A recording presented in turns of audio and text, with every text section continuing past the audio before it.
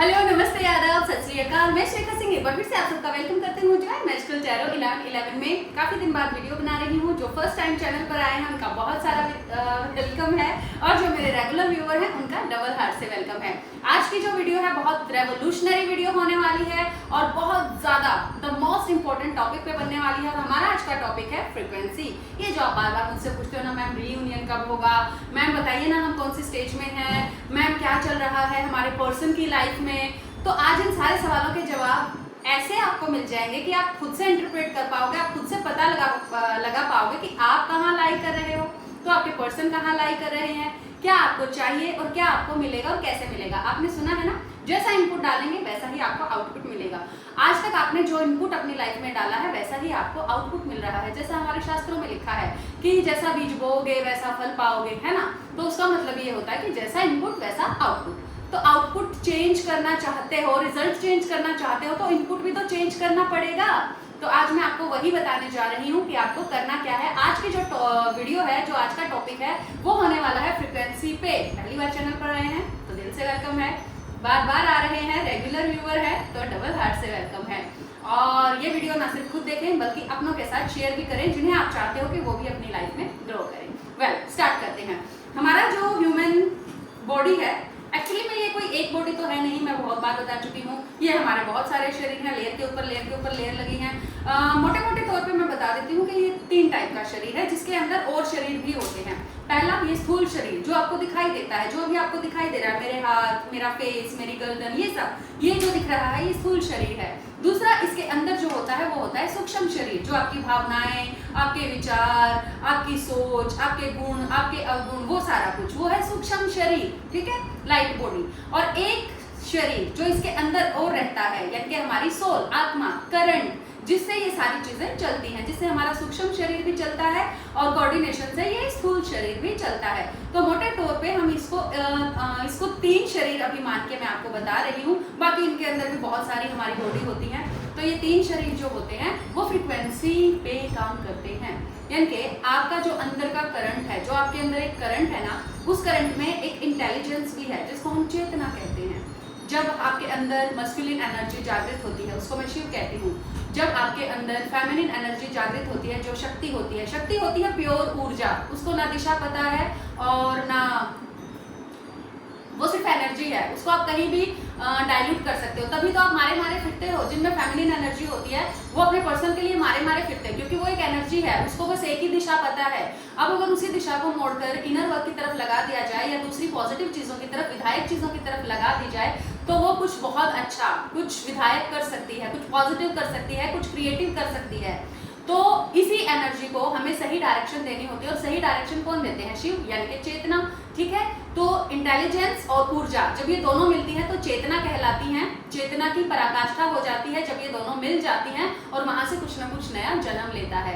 और ये जो एनर्जी होती है ये आपके सैक्रल में और आपके सैक्रल में निवास करती है। आज जो फ्रीक्वेंसी है मैं उसको चक्रास के साथ जोड़कर भी बताने वाली हूँ कि किस फ्रीक्वेंसी को रिलीज करने के लिए आपको कौन से चक्रा पे काम करना चाहिए। फ्रीक्वेंसी की पहचान भी बताऊंगी कि आप कौन सी फ्रीक्वेंसी पे इस टाइम पे लाई कर रहे हो। आप खुद से ही डिसाइड कर लेना कि आप अभी कहाँ खड़े हो और कितना काम अभी आपको करना बाकी है। तो आज मैं बात करने वाली हूँ 20 से लेके 700 प्लस तक की फ्रीक्वेंसीज के ऊपर। सबसे पहले सबसे निचला जो लेवल होता है फ्रीक्वेंसी का वो होता है 20, जो कि होता है शेम का। जब आप 24 घंटे एक शेम में रहते हो, आपको किसी चीज के ऊपर शेम है, आपने कुछ ऐसा कर दिया है जो आपको लगता है कि बहुत गलत है, चारों तरफ लोग आपको कोस रहे हैं, तो ये शेम की एनर्जी होती है। इसके ठीक ऊपर होती है एपैथी, ठीक है, गिल्ट, जो कि 30 से 50 में लाई करती हैं। तो शेम के बाद हम लेंगे गिल्ट, जो कि 30 में। शेम के बाद आपको गिल्ट आता है कि मैंने ये काम गलत कर दिया, और ये सिर्फ 30 की फ्रीक्वेंसी है। अब बात कर रहे हैं 700 प्लस पहुंचने की और अभी हम पड़े हैं 30 पे। तो अगर आप शेम या गिल्ट जैसी एनर्जी में हैं तो आप सोचिए कि आप कितने लोअर हैं अभी, ठीक है। जो गिल्ट होती है वो आपको लगता है कि आपने कुछ बहुत गलत कर दिया और अब मैं क्या करूं, इसको कैसे मैं ठीक करूं। बहुत लोग गिल्ट की एनर्जी में आ जाते हैं किसी पर्सन के साथ, किसी कार्मिक पर्सन के साथ कुछ ऐसा मीन्स फिजिकल होने के बाद या आप कोई ऑफेंस करने के बाद गिल्ट में आ जाते हो। बहुत सारे जो क्रिमिनल्स होते हैं वो शेम, गिल्ट और एपैथी की एनर्जी में ही सुसाइड कर लेते हैं। जैसे उनका जो वो पब्लिक हो जाते हैं, जब उनका क्राइम पब्लिक हो जाता है तो वो सुसाइड कर लेते हैं। एपैथी एक ऐसी कंडीशन होती है जब आपकी जीने की इच्छा खत्म हो जाती है, आप और नहीं जीना चाहते हो, आपको लगता है कि मेरा मर जाना ही ठीक है, मेरी जिंदगी किसी काम की नहीं है और मैं क्यों जीऊं, किसके लिए जीऊं। ये अपैथी होती है, आपका जीने से मन उठ जाता है, आपको कुछ करने को बचता नहीं है और आप उस हालत में सुसाइड करने का सोचते हो, तो वो होती है एपैथी। शेम, गिल्ट, एपैथी, ये तीनों हैं जिनमें इंसान को कोई भी इंसान जो है वो सुसाइड करता है। ठीक है, तो अगर किसी इंसान ने सुसाइड किया है तो आप समझ सकते हो कि वो इन तीनों में से इतनी लो फ्रिक्वेंसी पे वाइब्रेट कर रहा था जहां उसकी जीने की इच्छा ही खत्म हो जाती है, तो वो सुसाइड कर लेता है। इसके ऊपर जो हमारी फ्रिक्वेंसी होती है वो ग्रीफ की होती है। ग्रीफ यानी कि दुख, आप किसी दुख में है, आपको किसी बात का दुख है, आप रो रहे हो, 24 घंटे रोते भी लगते रहते हो। जैसे बहुत सारे लोग जो होते हैं उनका कोई अपना छोड़कर चला जाता है तो वो ग्रीफ में चले जाते हैं, वो चुप हो जाते हैं, वो कुछ भी नहीं बोलते हैं। तो इस टाइम उनकी जो फ्रिक्वेंसी है वो बहुत ज़्यादा लो होती है, वो सिर्फ 75 होती है। तो ये जो फ्रिक्वेंसी है ये दुख की फ्रिक्वेंसी है। एपैथी इसके बाद आती है। कोई भी इंसान अगर ग्रीफ में है तो वो एपैथी में जा सकता है और सुसाइड कर सकता है। जैसे कि आपने देखा होगा किसी का कोई अपना छोड़कर चला जाता है तो वो उसके बाद खुद भी सुसाइड कर लेते हैं, ऐसा बहुत केसेस में देखा जाता है। इसके बाद आ जाता है फियर, डर, जिसमें हमारा पूरा का पूरा 3D जी रहा है डर की एनर्जी में। और डर की जो एनर्जी, जो फ्रिक्वेंसी होती है वो होती है 100 ओनली। तो 100 की जो फ्रिक्वेंसी है वो बहुत ज़्यादा लो फ्रिक्वेंसी है और ये आपको बाकी सारी फ्रिक्वेंसीज में लेके जाएगी नीचे वाली में। फियर से कभी भी आप ऊपर नहीं जाओगे, नीचे जाओगे। अगर आप अपने फियर को ओवरकम नहीं करते हो तो आप 24 घंटे डर में बने रहते हो तो दुनिया का बड़े से बड़ा इंसान वो चाहे ये करे कि मैं पहुंच गया हूँ पूरी तरह से, मैं एनलाइटन हो गया हूँ एंड ऑल दैट, अगर उसको फिर भी अगर कहीं गहरे में भी उसका कोई एक छोटा सा भी डर छुपा है किसी ना किसी चीज का, हर किसी को किसी ना किसी चीज का डर है। बस डर की परिभाषा सबके लिए अलग अलग हो जाती है।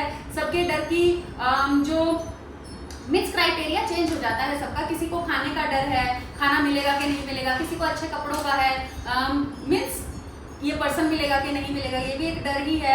फाइनेंशियल सिक्योरिटी का डर है, मेरा घर बनेगा कि नहीं बनेगा, मैं ये गाड़ी खरीद पाऊंगा कि नहीं खरीद पाऊंगा, कहीं ऐसा हो गया तो, कहीं वैसा हो गया तो, ये सारा डर ही है। बस डर अलग अलग कपड़े पहन लेता है लेकिन है डर ही। आप चिंता कर रहे हो ना, वो भी डर से ही इंस्पायर होके कर रहे हो। तो अगर चिंता करते हो रात दिन, वो भी एक डर ही है और इसकी फ्रिक्वेंसी ओनली 100 होती है। इसके बाद आ जाता है एंगर, जिसकी फ्रिक्वेंसी होती है 150।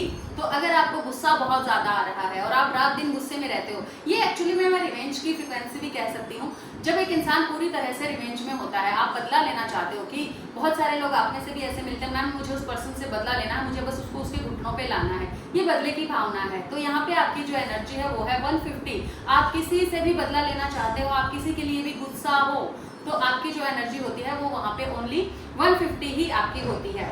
इसके बाद अगर ये एंगर आपका फलीभूत हो जाए, मीन्स आप सफल हो जाओ बदला लेने में, या कुछ मीन्स आप कर लो कि हाँ आपका गुस्सा शांत हुआ और आपको थोड़ी राहत मिली, कि आपके साथ कुछ ऐसा हुआ कि आपको सेटिस्फैक्शन मिली इस गुस्से से, तो आपकी जो एनर्जी होगी वो प्राइड में चेंज हो जाएगी, जो 175 होती है। प्राइड होता है थोड़ा घमंड आ जाता है अब आपके अंदर, ईगो टाइप से है। तो ये सारे ही ईगो के अलग अलग पार्ट्स, लेकिन जो प्राइड होता है वो घमंड होता है, प्योर घमंड। देखा कर दिया ना मैंने ऐसा, देखा हो गया ना ऐसा, देखा किया था मेरे साथ ऐसा, हो गया ना वैसा, मेरे साथ जो पंगा लेगा उसके साथ ऐसा ही होगा। ये 175 एनर्जी होती है जो कि फिर से बहुत लो फ्रिक्वेंसी है। इसके बाद आती है फ्रिक्वेंसी हमारी 200। अब जब आप इस तरह के प्राइड में होते हो तो एक करेज आपके अंदर आता है कुछ करने का, कि हाँ मैं तो आगे और भी बहुत कुछ कर सकता हूँ, तो ये करेज आता है। तो यहाँ पे आपकी जो फ्रिक्वेंसी होती है वो होती है आपकी 200। इसके बाद आप कोशिशें करते हो, लेकिन अगर आपकी स्पिरिचुअल अवेकनिंग होनी है, यहाँ तक आप पहुँचते हो, बहुत ईजिली पहुँच जाते हो, ठीक है। लेकिन अगर आपकी अवेकनिंग हो गई है तो अब आप यहाँ आके स्टक हो जाते हो, बिल्कुल स्टक हो जाते हो। आपके करने से अब कुछ नहीं होता है, यहाँ आके आपका घमंड डिवाइन तोड़ना शुरू करते हैं। आपके करने से कुछ नहीं हो रहा है, आप जो चाह रहे हो वो हो नहीं रहा, कहाँ गया मेरा घमंड, कहाँ गया मेरा गुस्सा।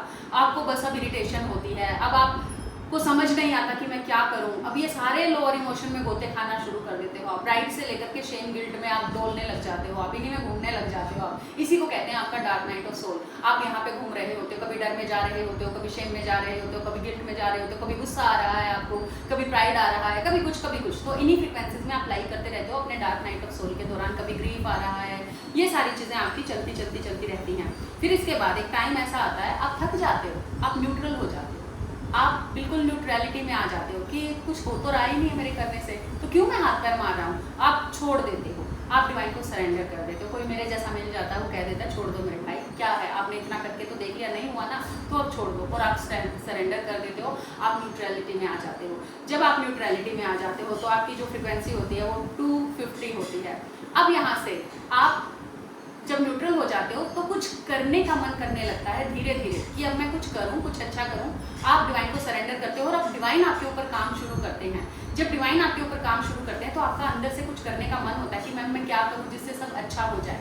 तो फिर आप विलिंगनेस में आते हो। जो विलिंगनेस की एनर्जी होती है वो आपकी होती है 310 की, ठीक है। इसके बाद आप आते हो एक्सेप्टेंस लेवल में। आप एक्सेप्ट कर चुके होते हो नेचर के लॉ को कि मेरे करने से कुछ भी नहीं हो रहा, सब डिवाइन के करने से हो रहा है, चीज़ें अपने आप हो रही हैं। सोचो कि यहाँ तक आने में इतना जोर लग रहा है तो अभी लव जो है वो कितनी ऊपर है, अभी और भी। तो 350 आपकी फ्रिक्वेंसी होती है जब आप एक्सेप्टेंस में ही एटलीस्ट आ जाते हो कि आज तक मेरी जो हालत है वो मेरे अपने किए कर्मों का फल है, वो मेरे एंसेस्टर्स का कर्मा है, या वो मेरा ही कर्मा है, या मैं ही कुछ नहीं कर रहा था, या मैं ही बहुत ज़्यादा लोअर था, मैं ही संसार में 3D में फंसा हुआ था। तो अब यहाँ से आप 4D में आना शुरू करते हो। ये है डायमेंशंस। अब जब आप विलिंगनेस में आते हो तो आप क्रिएटिव चीज़ों की तरफ काम करना शुरू करते हो। यहाँ आपका रूट चक्रा जो है वो एक्टिव होना स्टार्ट हो जाता है। और जैसे ही आपका रूट चक्रा एक्टिव होना, यानी कि कुंडलिनी माँ आपके अंदर से जागना शुरू करती हैं, आपको रिबर्थ देना शुरू करती हैं, तो आप आना शुरू करते हो सैक्रल की तरफ। और अब यहाँ 350 से जब आप ऊपर जाते हो तो एक रीजन होता है आपके पास जीने का, कुछ करना है, आपको इनर वर्क करना है, आपको क्रिएटिव चीजें करनी है। तो आपका सैक्रल चक्रा यहाँ पे धीरे धीरे एक्टिव होना शुरू हो जाता है।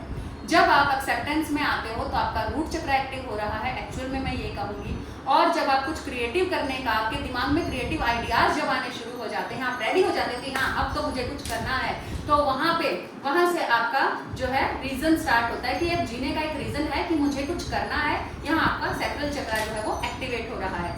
फिर इसके बाद आपकी जो एनर्जी है वो मणिपुर चक्रा पे बढ़ती है।